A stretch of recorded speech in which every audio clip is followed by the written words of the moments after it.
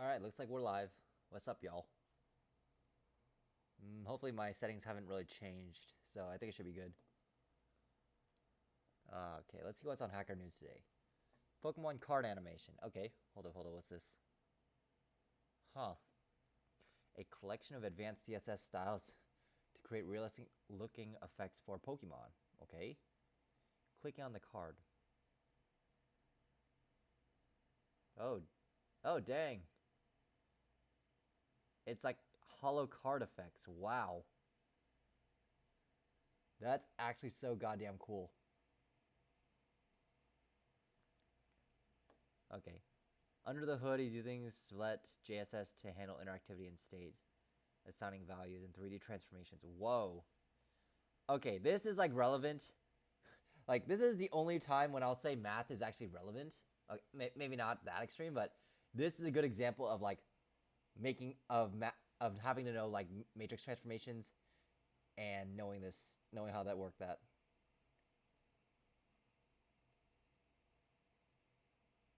Oh, it's saying my.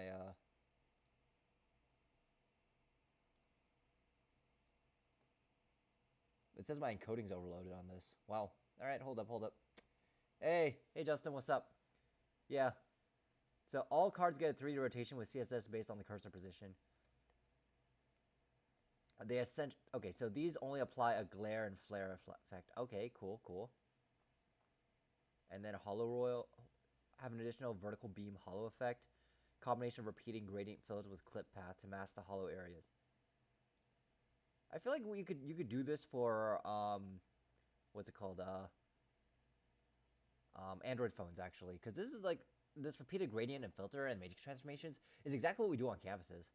This is legitimately really cool.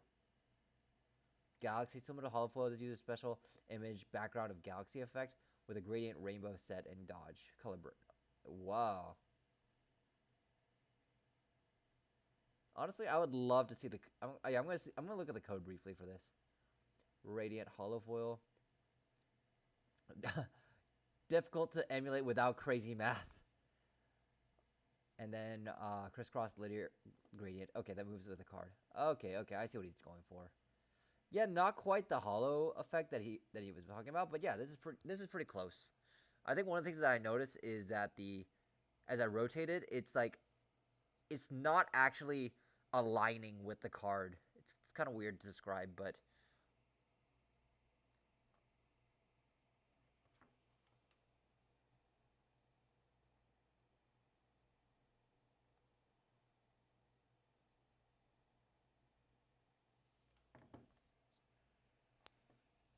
okay.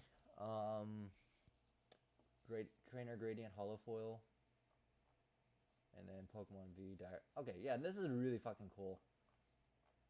VMAX. Yeah. Wow. Alright, I want to see the source code for this afterwards. But these transformations are legitimately really cool. Let's see, source code in the repo. They're going to morph it into an actual app. Interesting. Okay, sources. Live. Component. Okay, card glare. Export. Card glare. Z transformations. Background. GPA. Filter. Card glare. Card VMAX. Filter. Okay, I see. It's like it's just like a declarative syntax. There's a declarative language here for CSS, and then they just end up just throwing that in. Okay, fair enough. Interesting. Honestly, I can't really read this too much, but this interact, I think this is what's kicking up my graphics usage though. Maybe some kind of I'm not too familiar with how CSS actually works on the front side, but this is legitimately really fucking cool. I think this is a great example of a project, actually. If you guys are, I know we get a lot of questions of like, oh, what should I do for like projects because I'm not getting a job offer or whatever. I think this is like a perfect example. Like, a lot of people like Pokemon, right? And so, because of that, like, you could literally turn fucking Pokemon into an actual fucking app. And this is a great example of it. So, for people who are complaining that, hey, yeah, there's nothing for me to work on, this is a perfect example of, hey, Well, here's a project that you can actually do.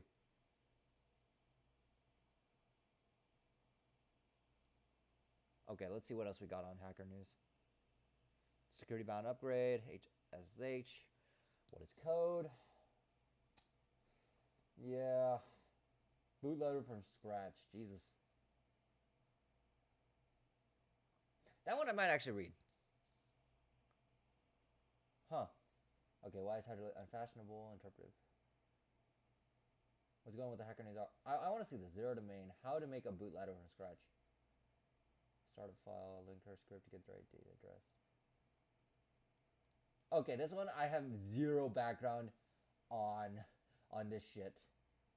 But honestly, I think this is like a super fucking cool that I would definitely want to read. Middle bootloader, jump to MCU boot, and then jump to application code. Hold up, guys. It's saying that my stream buffer is a little bit weird. Give me a sec to adjust.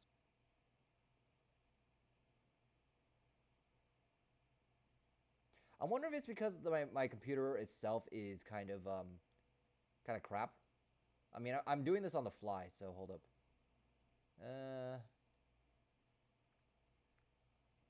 Let me look at my activity monitors. Give me a sec, guys.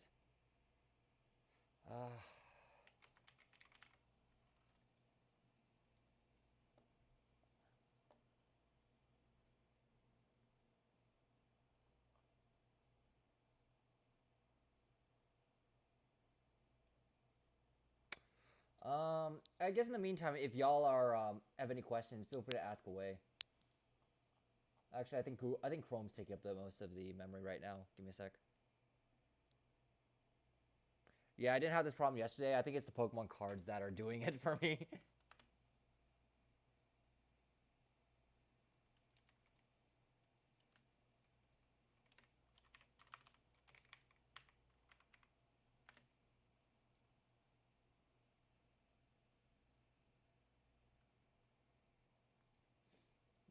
Okay. All right, cool.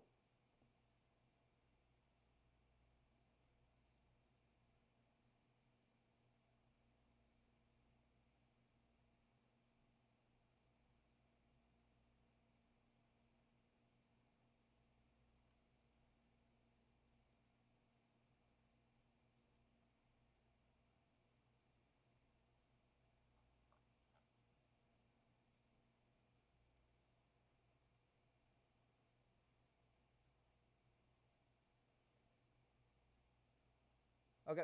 Yeah, sorry. I think I don't know if the stream got cut off. I don't think it did, but I think we're good now. Okay, cool.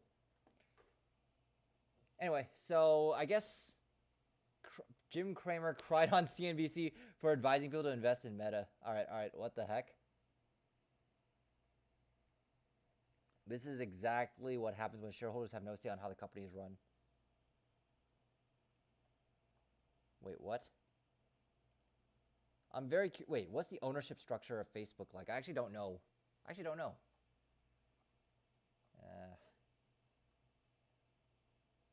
don't think there's much to talk about here. Facebook, open source crypto written in Rust. I'd rather not talk about Facebook, honestly. I think there's too much. They get too much hate. Wait, Tesla engineers visit Twitter office to review code for Musk. Okay, this one's gonna be interesting. Yeah, Musk basically was able to clear the sale of Twitter right now. So, he's moving. He basically, I don't know if you saw Twitter, but basically he just came in with a sink. So that was pretty clever. But okay, so they're auditing Tesla engineers, the company's code. Interesting. Twitter engineers can no longer make changes to the code as part of at noon. Wow. Ensure that nothing about the product changes ahead of the deal closing. Okay. So they're going to audit the code as a final check. But the payment already cleared, though, right? So I'm very curious, like what exactly they're going to audit.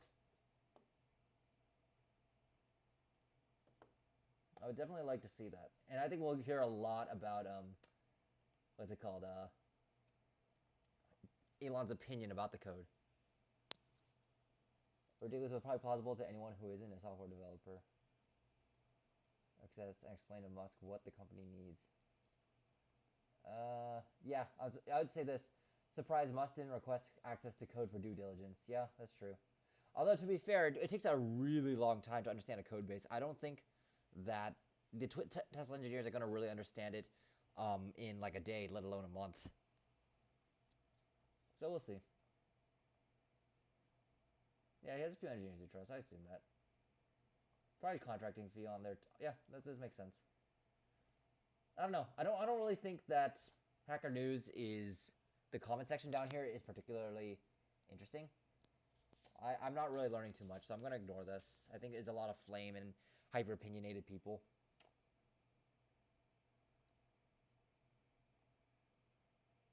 Only intrinsic motivation lasts. Okay. Elon test Parag. All right. What else we got here?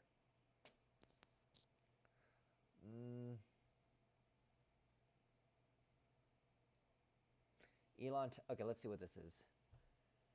I have a ton of ideas. Let me know if I'm pushing too hard. I want Twitter to be maximum amazing. I want to hear all the ideas, and I'll tell you which ones I'll make progress on versus not and why. And in this phase, just good to spend as much time with you, plus have my product engineering team talk to you and just information on both sides. Understand the technical details of the Twitter code base, sure. Calibrate the dumbness of my suggestions, okay. I wrote heavy-duty software for 20 years, yes. I used to be CTO and have been in our code base for a long time, so I can answer many questions. I interface way better with engineers who are able to do hardcore programming than with program managers, MBA type people. Okay, that's fair. Let's see what else. In our next convo, treat me like an engineer instead of a CEO and see where that gets to. I'll know after that convo who might be the best engineer to connect to. I hate doing management stuff. Okay, I kind of don't think anyone should be the boss of anyone, but I love helping talk technical problems. You got it.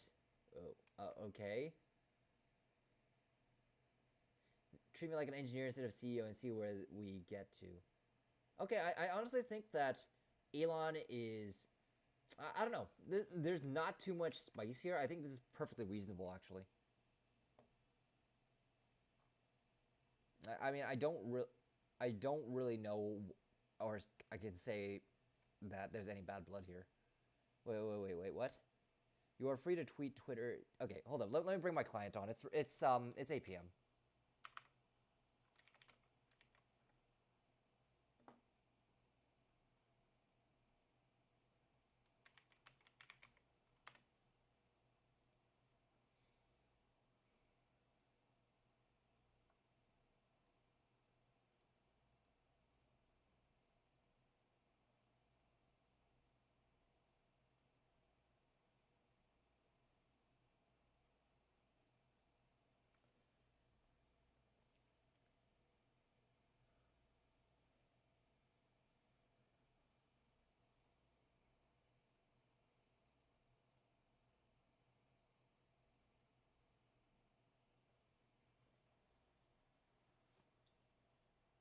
Hello? Hello? Hello? Hey, I can hear you. Can you hear me? Yep, can hear you good. Yeah, how's it going, dude? Good, going good. How about yourself? Doing good. Yeah, catch me up on everything. Were you able to pinpoint the problem from from Tuesday and figure out like where the jam was? Yeah, so yeah, I thoroughly analyzed that, and for my thinking there is like, okay, it was a bit of the rush and trying to finish this in time, right? So Okay. yeah, I did update my checklist, and I did. If you go down here below, this is just in general, right? Because Okay. I noticed I was rambling a lot, so basically write it down when you're doing examples or thinking of ideas. Because I did notice I did ramble a lot from my last session. Mhm. Also, this one I'm really trying to focus on. Mhm. Because I noticed there's a lot of nerves with these problems, especially when I feel like that I'm gonna run out of time or not complete the problem. And yeah, basically the slowness and asking why. Um, Okay. as far as Go ahead. Keep going. yeah. So as far as that whole not being able to record that XOR, Mhm. that was just me not doing variables, which was pretty dumb because nesting or long variable name strip right immediately scream at you. Mhm. So yeah. So basically, I'm doing a bunch of like pen and paper and trying to get this practice going, right? So I don't do it again. So yeah. Yeah. Okay. So I have a few things to say about that. I'm gonna say that whenever someone says "don't rush, don't rush, don't rush," it usually doesn't help because the need to rush is almost all, or like to basically start cutting corners. 90% of the time is driven by an emotional reaction, actually. Yeah. And I noticed that whenever people really get, and this is pretty much every single human being, no matter how smart you are, when you get Yeah. put into like a situation where you start putting pressure on someone, and then you start hitting at their like insecurities in general, they basically revert to like their mind just goes to shit, and they just Yeah. revert to their instinct, their base instincts, and whatever. And Mhm. so in this case, a part of this kind of shows that you're still actively thinking about the checklist, not haven't quite yet internalized it. There's this principle where like actions, emotions, and belief kind of eventually converge. But if you can maintain two of them, then the third one naturally goes along. So what I mean by this, so let's suppose that you're in an emotional state, but your habits and your beliefs stay steady. Your emotions eventually converge back to it. So in other words, if you believe that, hey, let me just my checklist works, I know for sure it works. Let me just follow it. Then eventually your emotions will converge back to it. So as long as you stay faithful to like what your practice was, you're gonna be fine. So I would Okay. definitely Okay. suggest Okay. focus on like being a soldier. Like what is your mission, private? Mhm. Stay faithful to your practice and believe that whatever your practice is complete. Like you've tested your checklist under every possible scenario. You know you're going to get missed some stuff, but it's the best that you can do, and you think is the most reasonable and optimal approach to solving any problem. If you can believe that, then it's fine. And I'm not asking you to believe it out of faith. I'm asking you to believe it based on beating up that checklist and making it Yeah. stronger and stronger each time. That's the whole reason why we do these problems. The Mhm. next thing, Mhm. I think that you're right. There is some portion of it where that was variable naming. I would also say that the way you generated the ideas should have immediately lent itself to the organization of your code. What do I mean by Mhm. this? When you decide to break out that XOR statement, right, where it's like, oh, if certain conditions are met, where if it's open bracket and a number, or if it's a closed bracket and a number, and et cetera, you could have the fact that you broke that out should have signaled to you that maybe this idea is a little bit complex and should go in its own function, and then you call it that function from the other one. So I think that organization would have helped you, and I think that Okay. Okay. yeah. So it's like if your ideas require you to break shit out and put it into smaller chunks, that's completely fine. But that should also give you a hint that hey, maybe your idea is so complex that you need to have separate functions for it. Mhm. And Mhm. so the way I like to describe this is if it's not immediately obvious to you, simplify it or eliminate possibilities. If you're just like, Okay. oh Okay. shit, oh fuck, this is not clear to me, try to eliminate what it can't be. I think I mentioned it briefly before, the inversion principle, where if Yeah. you Yeah. can't figure it out, take out all the possibilities that it can't be. Or in Okay. this case, Okay. simplified. And you kind of already had the idea right there. It's just like that's the moment where it should be like, hey, I'm doing it this way. It should be immediately obvious. That's being able to install that kind of recognition. But again, that comes with like fixing your mistakes and then being able to properly come up with a systematic way of handling it. I like to think of Mhm. it as, oh, it's not about taking X action next time or memorizing solutions like you have been doing. The Mhm. way to do this is to basically have proper precautions and safeties in place so that way you're not in a position where you have to actively think about it. Like your whole Mhm. system Mhm. should set you up for 90% success, and the last 10% should be your instinct. That's the ideal state Okay. we want to Okay. be in. Okay. So, but other than that, I think that you have all the tools for sure. Mhm. It's Mhm. just being able to recognize when to use what tool. It's that instinct part. Yeah. Yeah. Instinct. So So that comes with like more and more problems, right? Like you said before. So. actively improving your checklist and recognizing when Mhm. you're prone to mistakes. It's not recognizing what mistakes you're doing. It's now start to say, hey, I'm prone to making XYZ mistakes. I've made these mistakes in the past. I'm going to make them in the future, and I'm most likely I'm going to make them in the future. So instead of saying, oh, just remember this problem or remember this solution or some shit like that, you want to Mhm. be able to come up with a systematic tool that allows you to avoid having to be in that position to begin with. Of course, it helps that when you have that instinct to save your ass in that situation, but more important is just to avoid it altogether. Yeah. So That makes I'll give sense. you an Okay. example. Like for me, one of the biggest problems I had was being able to do was like when I was first doing recursion, I would basically manipulate the variable before going into the function. I think most people out there can relate to that. But I just find that, okay, make it simple, do the manipulations in the base case, then evaluate the base case, And then the next part is just the recursion case and recursion case only. Avoid manipulations whatsoever when you're in the recursive case. That's the way I structure my thinking. So that way, there's very finite blocks I need to handle. And so if I can handle each one of the base cases and then handle the recursive case, that's the example of like inverted thinking. Instead of me trying to handle everything all at once and trying to find the optimal solution, I just say, okay, let me take out the base case, so I don't need to include that in my solution. Let me take out this case, this case, this case. That can be solved in like, 3 or 4 lines.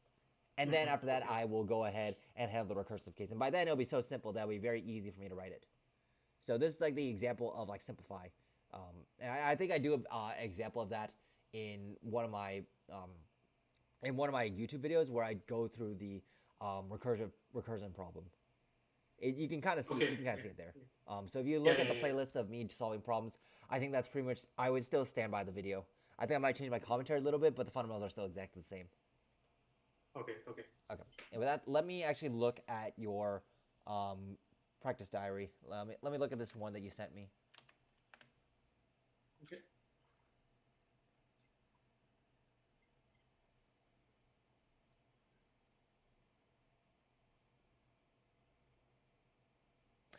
T-Nice says, hey, Edward, I was laid off from my crypto startup way back when. 4 years experience, took the summer off to travel and visit family. Is it going to be an uphill battle during the job search now? 3-month gap is like, it's nothing, to be honest. And if you're good enough, you'll be hired by a team or a company. I think that it is going to be an uphill battle, given the conditions we're in for recessions and whatever, and companies are freezing their hiring.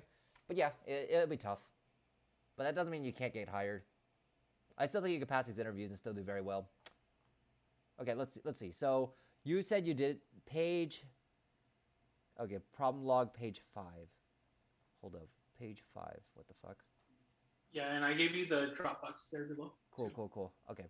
So it's the So is this the team photo one? No, this is you basically apply merge sort to a linked list.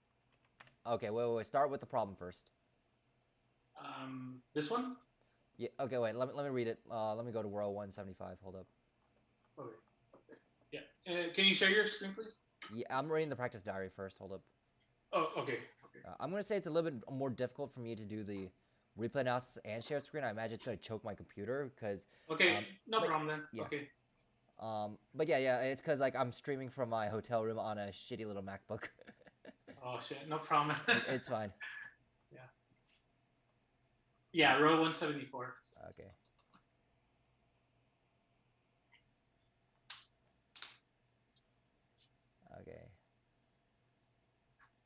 Okay. Implement a fast sort algorithm for lists. Wow, interesting. Let me actually read the problem here. Actually, let me see. Your problem sheet should be able to explain it. So, okay. So let's see. Input. You input a list and output a sorted list should be stable. Position of equal elements should remain in the same order. Okay, fair, good. I like what you did here. So, but it says a fast sorting algorithm for lists. But there's like keep sort, merge sort, quick sort, whatever. My question now is, what exactly do they mean by fast sorting algorithm? Because if you think of a linked list, right, you can't straight off the bat sort it, right, as you would an array, because you can easily swap like the end and the beginning, right, in an array. But with linked lists, there's really no way to do this, right? The brute force way that I thought of here was to output. Let me stop you there. I think you did a good job explaining that. I think so. I want to call that out. Actually, I think your explanations have been much better. And I'm actually sufficiently impressed with the project progress. Okay, I can tell your work on it. Second, my counter argument to it is that with a linked list, you're just moving pointers around. So I do understand the point that in order to find like the previous pointer of an element, you have to scan through the entire linked list. Okay. I think that would be very interesting. I think as a talking point, just in case the interviewer doesn't get it, I think that would be a good commentary to add like as a small explanation. And then the interviewer can tell you, yeah, I get it, fuck off, or some shit if he actually gets it. But I just want to actually call that out. So, yeah, it's something I noticed. All right, keep going. Okay, cool. Yeah, just keep going. You said naive solution. Yeah, so, yeah, the naive solution was to scan the linked list and record the smallest element the smallest element in the list, right, that appears first on the list. You output that to a list, and then you move it from the original list. And at the end, you create a linked list from the original list that you created. Okay, yeah. So you scan the entire list, grab the smallest element, remove it, move to the candidate, and then go so on and so forth. Okay, a perfect explanation. Okay, keep going. So now, what's the what's called inefficiency, and what are you gonna do to improve it? So the inefficiency is that you're scanning your list over and over, right? That results you in the n squared algorithm because of the two nested loops. Yes. And then you have n space, right, for your output list. So the optimal way, in the description, it says that the algorithm has to be stable. So then I said, okay, quicksort is not stable because of the randomization, grabbing the random pivot, right? Sure. So yeah, so then I thought of merge sort, right? Where it breaks down the list into two. It breaks it down all the way down to get till it gets to the base case. Okay. And then afterwards, it's gonna call merge list on your base cases. And basically, this is running in n log n time, right? So that was my idea to implement the sorting for this linked list, right? Okay. So what I would do is I have to have a function that breaks down the linked list into two halves, into left and right, and then I have to have another function that merges two sorted lists. Okay. That's fine.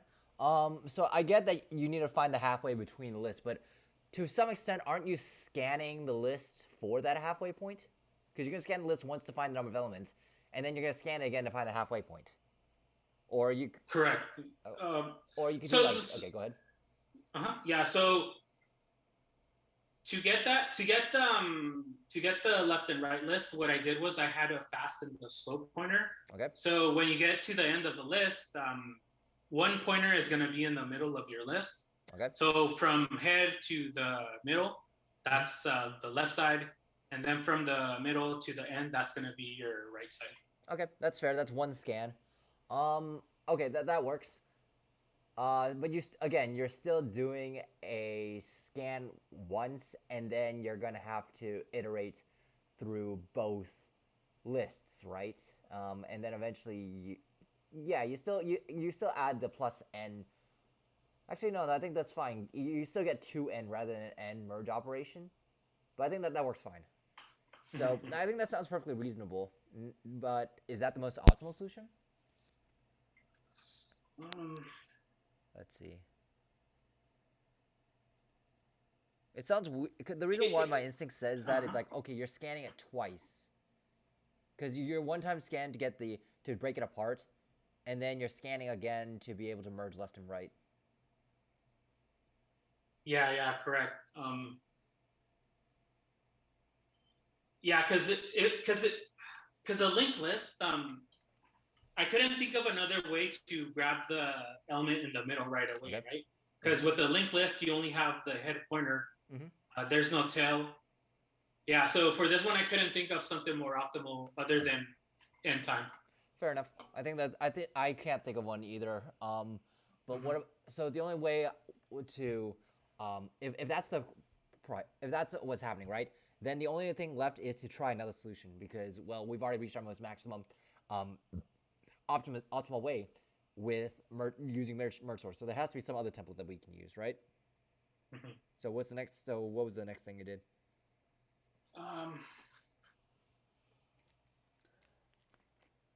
No. So first I went with the argument that we can't use quicksort, right? Because of the randomization and it's not stable. Then I went with the merge sort there. That's fine. So after that, it's basically a merge sort, right? With the added extra n check, right? Okay. I couldn't think of anything more optimal after that, because if I think of all my sorting algorithms, because I also thought of doing a heap, but that's not stable as well, right? It's not guaranteed that elements are going to be returned in the order that they appeared in the original list. I kind of ran out of sorting algorithms here. Okay, that's fine. You exhaust all your possibilities. You ruled out quicksort. I think in this situation, if I said that was the I would have to rely on a little bit on interviewers to intervene. If merge sort isn't the only algorithm, then if he said, yeah, there's probably a faster way, I would have declared that, hey, I think merge sort, we've exhausted all the possibilities of merge sort, and the one I ruled out is quick sort. Therefore, I'm going to have to explore quick sort a little bit more. That's the only situation I would see myself in. But honestly, I don't think there's that's it. I would have not, after quick sort and investigating it, I wouldn't be able to progress through the problem without hints. Okay, so then what did the book do? The book does. Let me see. Reopen the page. What the book does, it's eventually it's ideally a merge sort. Let me open that page.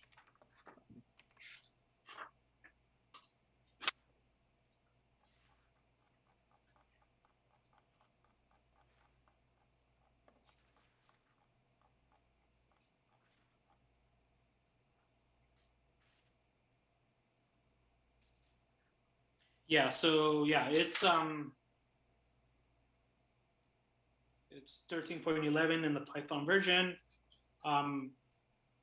What they do is in the function stable sort list, they have the fast and slow pointer that I described earlier. Good. And that's how they get the left and the right side. Okay. Good. Yeah. And then they recursively call this function. They recursively call itself with the left and the right side, right? Okay. And then at the end, they call merge two sorted lists here. And it says, we recurse on the sublist using solution 7.1, merge two sorted lists to combine the two sorted lists. Yeah. This is from a previous chapter. Interesting. And it's nlogin spaces login from the recursion stack. I see. Function call step. Yeah. Okay, so the first part of it was right. You advance two iterators, one twice as fast as the other, so you combine that, and then you do merge two sorted lists. So it's exactly what you just described. Okay. It's like a merge sort basically. Okay, that's fine. You arrived at that very logically and cleanly. I actually have no problem with that, and I just hope that the code you wrote is good enough. Okay. Okay, so how long did it take for you to do this? Probably, let me guess, 25, 30 minutes? Let me see. I think I took 45 minutes on this one. Okay, that's not totally unreasonable. I think the way you did it was pretty efficient. So the question is, how do I reduce my time? I think you could have shaved probably 5 minutes somewhere. But again, I think your thinking is complete for sure. So that's good. Okay. Okay, so what about testing? How well did you do on that? The testing, I discovered something that I added to my framework. Okay. So since I had to do some examples to think of how merge sort, right? Right. How merge sort works, because I don't remember that off the top of my head. Fair. So then I did examples, and then after I did the examples, okay, I got the idea of merge sort of what I have to do. So then I said, okay, you have to combine two problems into one, which is split your linked list into two, and then also call merge two sorted lists, right? Good. So what I did was first I tested how everything glued together would work. And then I individually tested each of my helper functions. So I discovered this is a flaw. I should do the little helper functions first, and then glue everything together and then test that. Because when I coded my idea and then I was running through tests, I discovered, oh shit, when I split this list, I did not break off the linked list in half, right? This is where the left tail, you point it to none, right? So you don't point it to the next list, to the left and to the right. So yeah. So what happens if you break a list into all the different? The first part is like the base cases, right? Because effectively this is recursion. So all your base cases are going to be what happens if both lists are null, what happens if one list is null and one is not, and vice versa. How is that affected? And then what happens if there's one element in both? That's effectively what you just got here, right? Yeah. And then you might be able to sneak in like a two list, one list. Just getting that the split thing working first, and then the merge. So yeah. I tested a even odd list, a list that's empty, a list that has only one element, etc. So yeah. Yeah. Okay. Yeah. So you went through that checklist, and then you caught. Did you test that all those before the code or after? I tested I tested them before, right? Okay. But since I tested them before, but what I should have done was test the helper functions 1st Mhm. and then test everything when it's glued together. Yeah. This way, I would have caught that I did not split their list properly there. And yeah, I wrote it down to go back and fix that. Yeah. Okay. And also another thing, because as I was seeing this, I was like, oh shit, you have to know the size of the linked list, right, for your base case. Mhm. So if I really would have thought about this more, is like, okay, your base case is a list of 0 and a list of 1, right? Mhm. You can just call list.next, right, and see if it's length of 1. Mhm. But that didn't rapidly occur to me. So yeah, I just did, okay, I'm going to have a helper function that tells me how long this list is, right? And if it's 1, then you reach your base case. Mhm. Or if it's 0, then you reach your base case. So. Yeah. I think that what you did here is fine. Okay, this is the most obvious solution. And then the interviewer might interrupt you here and say, hey, I think there's a fast way of doing this. But yeah, I think if you call that out eventually and just say, hey, this could be much faster, then that's fine. Again, I don't mind this. It's just that it would probably need to be corrected much faster. So as long as you eventually corrected it yourself, that I'm okay with it. Because like your first instinct is to get something simple on paper and then move on. I think that this also should have been a little bit of a warning, like, hey, wait a minute, why am I iterating through this? The whole point is to only do one iteration to split up the list. That might have also been a code smell there too. But overall, I don't think this is a mistake. It's just that it needs to be adjusted faster. That's it. Okay. I had a quick question there. Yeah. Because I know in your guide you say like, okay, you do your solution, now look at all the inefficiencies and go back and iterate them. Yes. How can you improve them, right? So would this be one of those cases, or this should have been caught much sooner, right? I would say that it's hard to judge because when you're in the moment, it's like you want to get something that works and then you want to improve on it. So it's difficult for me to say. I think I would say for sure that this might have involved some interviewer interference, like, hey, I think there's something faster here. But the whole point is that eventually you should get to that point. Our goal here with the framework is to basically avoid any stupid mistakes, right? I think I highlight that. Avoid all obvious mistakes. Now, if it's something super nuanced and crazy that only like a PhD student would be able to avoid, then we don't give a fuck because that's like super crazy specific knowledge. But to me, there's no real obvious mistakes here. Even the test that you did is just a small one that can be chalked up to a careless mistake, although we want to avoid those. But for the most part, I'm not too displeased about it. I think that the next inefficiency here is just like, okay, what was I super obsessed over? Did I ramble too much? Was this a unnecessary test that could have been covered faster?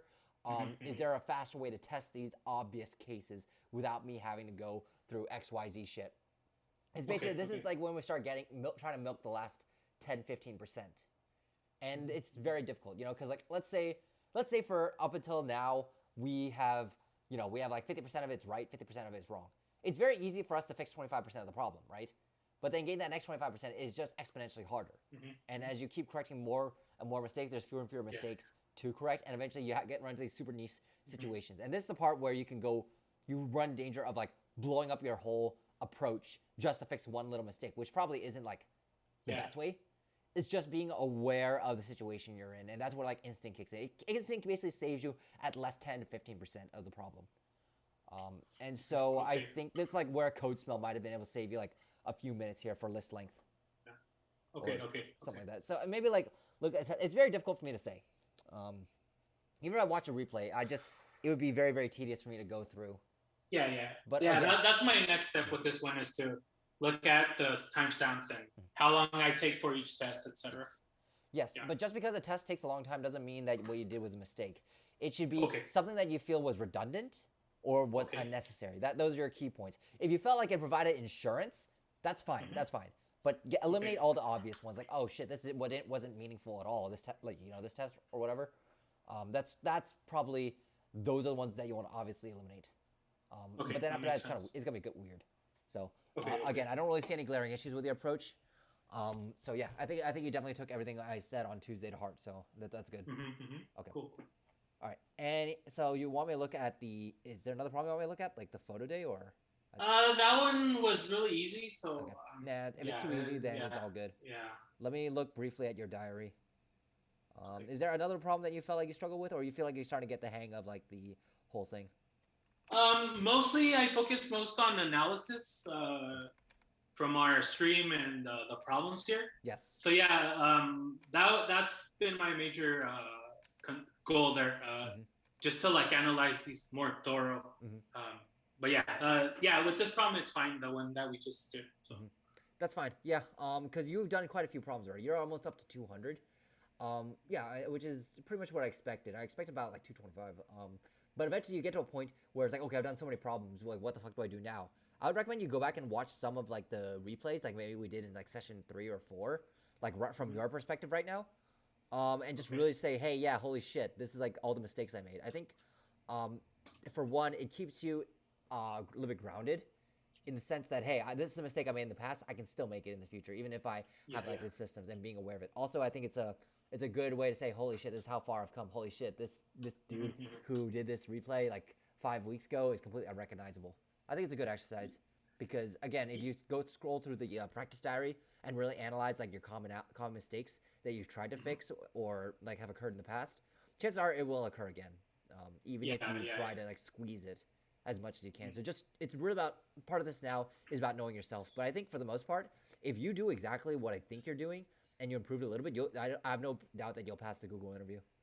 Okay. Yeah, man. Because with this problem, like I was like, oh shit, this is freaking hard. The one that we just reviewed. Yeah. So yeah, I just like kept my composure and did it. So yeah, I was happy about that. So yeah, happy with the approach. Yeah, see, like, and it was really simple, right? If you take apart the fundamentals and the steps you did, none of these single steps were like completely difficult, and every single step you took was absolutely reasonable, and I think anyone could have followed it. Yeah, so I mean, it feels good to be able to take a problem that, holy shit, I can't fucking solve, and then be able to solve it. Yeah, especially like reasoning. Oh shit, how do I have to? How does merge sort work, and how can I apply it to this problem, right? So. Yeah, like even if you like only had a vague notion of how merge sort worked, you just kind of threw like 3-5 minutes of examples at it, and then you got an understanding. Okay, that's fine. All right. So then, next thing, your Google interview. I know we scheduled for 10:15, but what's that looking like now? So they reached out to me because after the Amazon, I just said that I would reschedule it, and they said okay, but I never really gave them a date, so they reached out to me. I believe this week, and okay. They said they can schedule it 5 weeks out. So okay. So yeah. Let's aim for I want to say like 2 weeks from now. I think if you basically keep it up and you maintain this level of progress, I think you'll be definitely ready by then. So yeah, 2 weeks from now I think is a good time. Yeah, I think you can hit the shot. Now we also need to cover back some system design stuff too. Seems like you've done pretty well on that, but I just want to double check, since we've been focusing and drilling on data structures and algorithms. Yeah, so for that one, since the Amazon, I haven't been practicing, so what I'm going to do is I'm going to review my checklist and some problems for that. Okay. So yeah. Okay, so what else? That's fine. Okay. So yeah, so basically after EPI and the Broccoli, right? Do you want me to go back and do some like problems that I didn't do in those chapters or sections, or yeah, try hitting the honors list. Actually, I think you honors. Yeah, do the honors list. So let me write your homework. So that's the one with the ninjas, right? Yeah, or whatever it's called in your book. I mean, I thought it's called the honors class for whatever reason. But there's like one chapter that's dedicated to very super hard problems. I think you should do that. Yeah. So what I want you to do with this for next time is do split 50-50 between DSA and sys design. And really like go back and even look back at past replays as well. Understand yourself and what mistakes you are prone to, and then yeah, I think that next time I see you on Tuesday, I want to do one problem system design, one problem data structure and algorithm. But I think that, again, like if you're on this trajectory and you keep at it and stay disciplined about it, I think you will do fine. Okay, so for this, I wanted to see if like if you want me to do more of these like myself to analyze this, Mm. because I noticed I'm kind of slow on like catching these mistakes, right? Yes. Like with the variables and Hmm. the function name. So yeah, so my idea is there is to like read online like the clean code book some more, because it's been a while since I read that, and just basically do more practice on how to improve that in the testing framework. So for that, Yeah. Okay, go ahead. for so for that, do you want me to like do like a lot of independent work and basically check in with you, or what do you recommend there? That's the interesting part because at some point, this is where your experience in coding shows, right? Understanding, wait, this is too messy. I need to do X, Y, Z to catch it, right? This is like where your actual work experience comes in, and I don't have much control of that at all. I think reading clean code is fine. I think also, if you can at least match up, like create a list of all the mistakes that you are prone to, and then just thumb through the book of like refactoring and clean code. I think that will help as well. You just basically match whatever mistake that he's talking about in the book, in either the refactoring or the clean code book, and then match up to mistakes. And it'll give you ideas for sure. But I want you to really only use the ideas you're 100% comfortable with. Don't just reach for new tools because it's nice and shiny. You need to find a way to really incorporate that into either your job or your habitual thinking.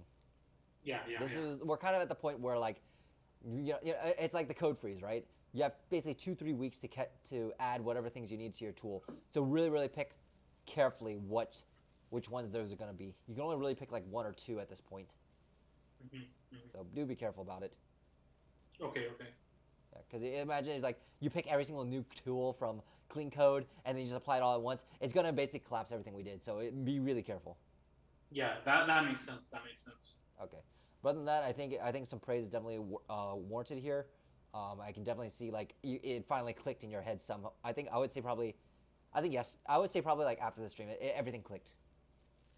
So we'll see if this is a fluke or we'll see if this is like the real deal. So keep at it. Yeah, yeah, and I think yeah, because I did this problem like in the early of the day, right? So like by this time, like my energy's kind of dipping, right? So maybe I should look at some more strategies to get more energy, right? Like I think that may be one of the causes, right? So I'm gonna do more problems just to double check that, right? Yeah.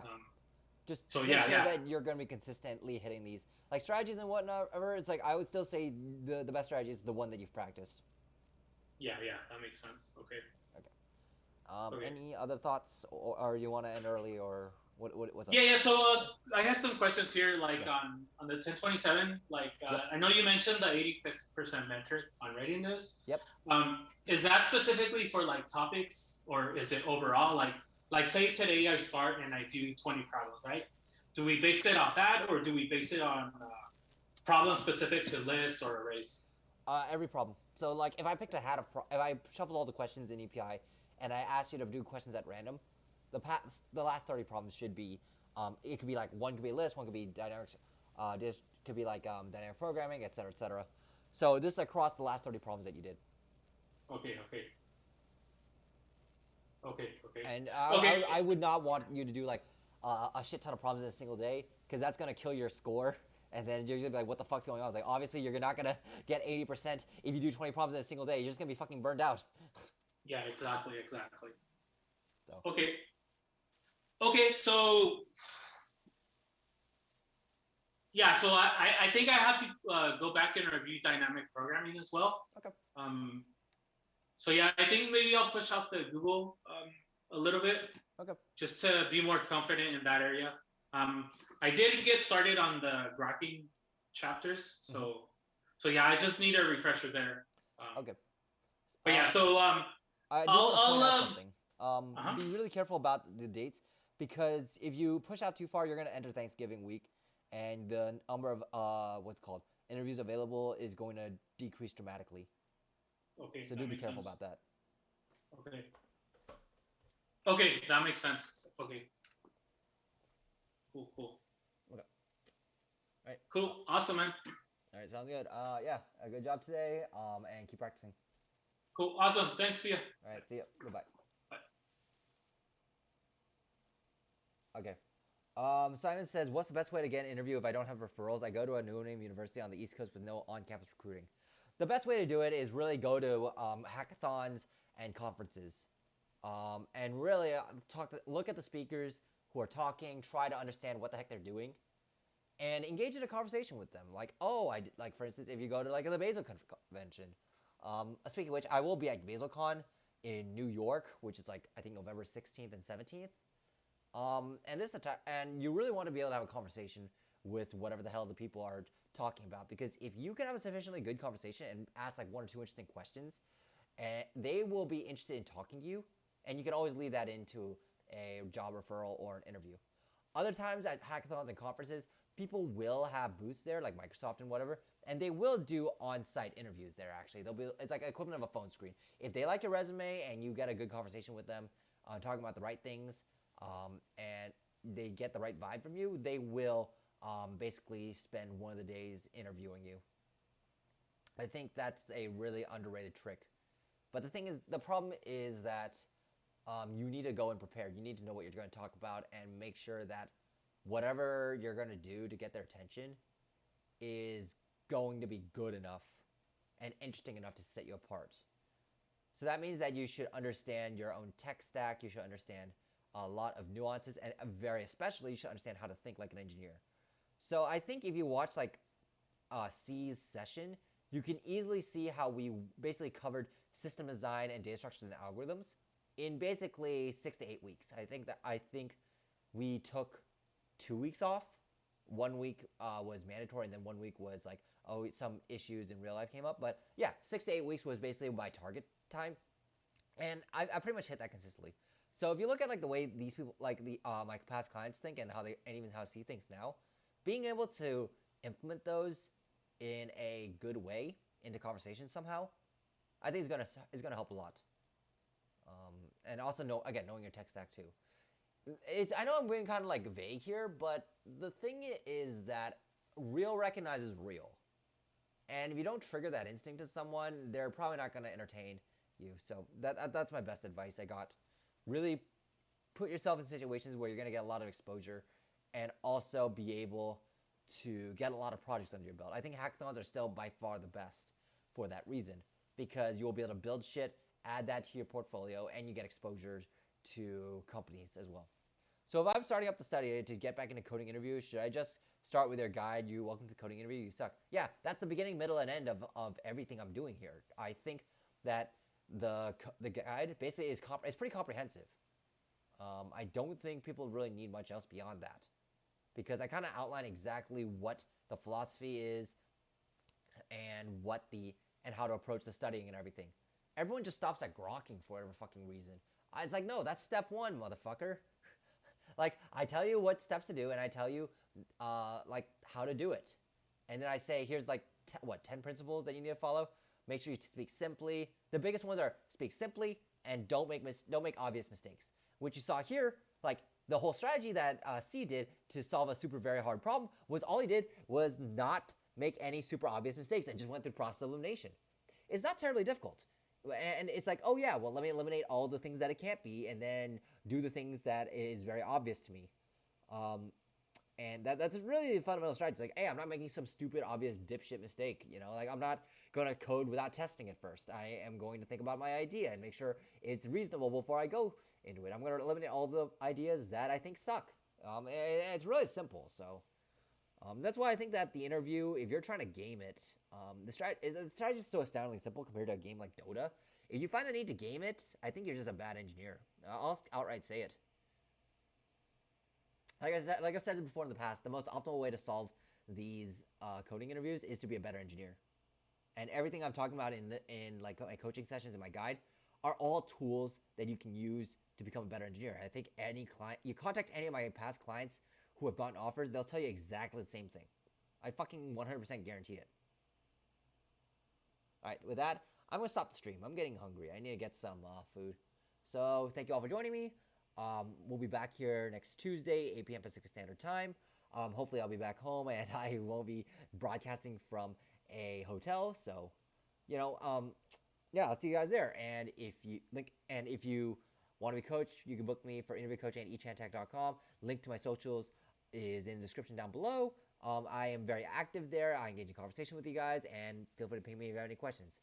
Outside of that, see y'all later. Have a good night.